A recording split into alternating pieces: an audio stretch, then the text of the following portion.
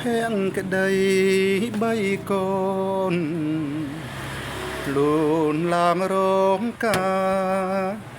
ទាំងទឹកនេត្រាស្រក់លើខាន់ស្លាស្នេហាចុកឈាមចងដៃសពកូនលខោនស្នេហ៍ចៅព្រាមភ្លេងការគុំរៀមក្បត់ឈាម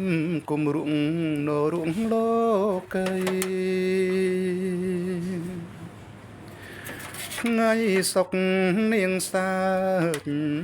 ប្រឡាយនឹងស្នេហ៍ថ្ងៃសៅរ៍ព្រួលប្រែទឹកប្រាក់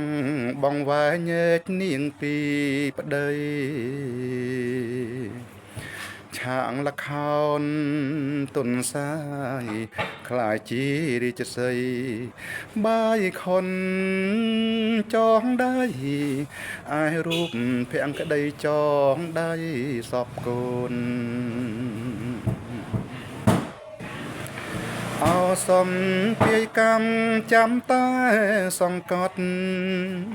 ទ្រូងស្រីកំសត់ឲ្យព្រាត់ភពស្នេហ៍សំសូនទឹកសាក់ទឹកភ្នែកជើងមេឃនឹងក្បូនអើកាត់តងកូនជំនូនទឹកភ្នែកសោការឿងមនុស្សជារឿងដានកងរទេះជួបគ្នាថ្ងៃនេះថ្ងៃស្អែកក៏ប្រេងបាច់ពីអរាសំពីទឹកភ្នែកសែនភ្នោបត្រាដូចពាក្យលោកថាអាសាច់ជូនខ្លាទៅភ្នើស្រុកបានអសំពាយកម្មចាំតែសង្កត់ទ្រូងស្រីកំសត់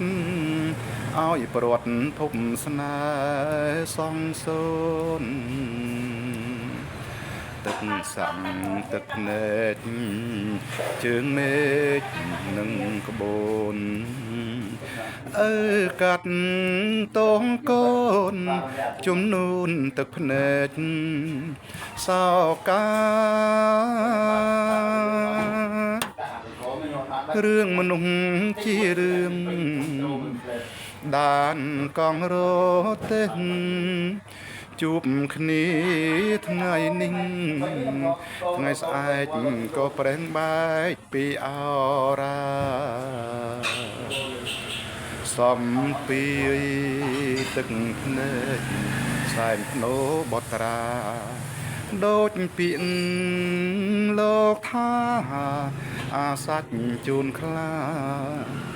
ទៅនៅស្រុកបាន